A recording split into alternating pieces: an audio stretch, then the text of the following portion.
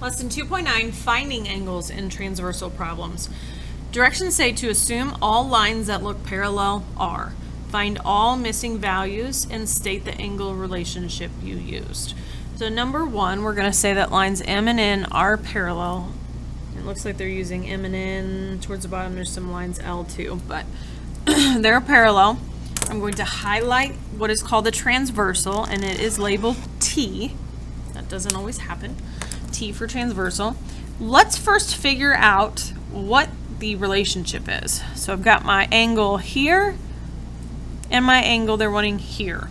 Remember that I said if I were to snip my transversal right here in the middle and then drag these set of four angles down, they would be right on top of each other. So these are called corresponding angles. And you can use the abbreviation for angles. That's fine.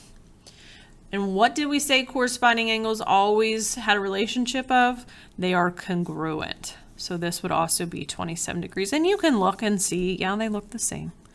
Usually if they're not the same, one's big and one's small, most of the time. All right, number two. We've got M and N are parallel. Here's our transversal. And my angle is here and then here. So first let me ask you, are they on the same side of the transversal or opposite? They're opposite. So that tells me it's an alternate.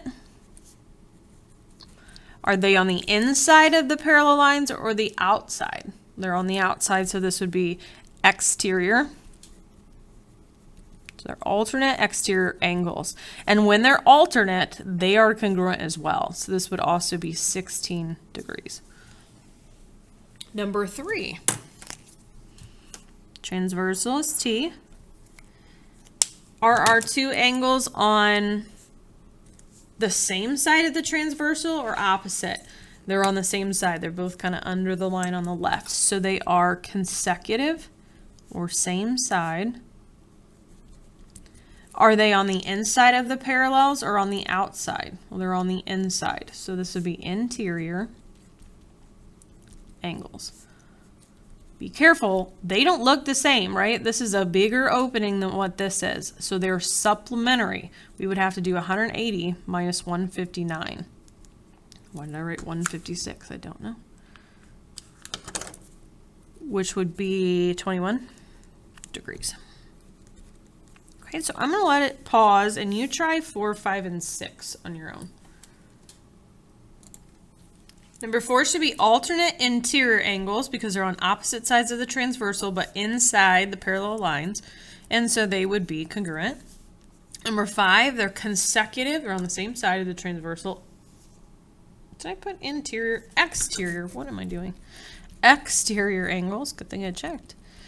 And they're not congruent when they're on the same side. That would be supplementary. 180 minus 45 is 135.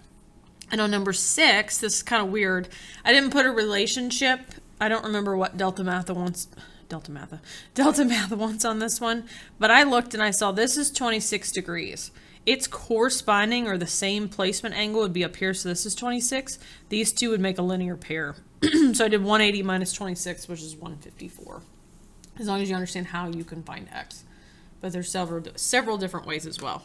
Number 7, sometimes our transversal or our parallels run different ways. Sometimes it helps people to turn their paper to see it. On this one, I have an angle here and here. So this is the top right, and this is the bottom right. So what's happening is it's kind of like number 6. There's no relationship between these two angles. There's just not. Because, yeah, they're on the same side. Oh, yeah, they are. I am confusing myself. They are consecutive exterior. Sorry. Consecutive exterior angles. And so what's happening here is they will be supplementary. So we need to do 180 minus 118. 62. All right, number 8's easy. They don't even deal with the other parallel line. They're just right here on line M, and they are a linear pair. And they make 180. So 180 minus 57 is 123. Okay, now they start getting a little trickier. Oh, no, not really. All right, number 9. I see 3 parallel lines, L, M, and N, but really I'm not worried about N at all. My transversal is this guy. And so I see this is on the same side.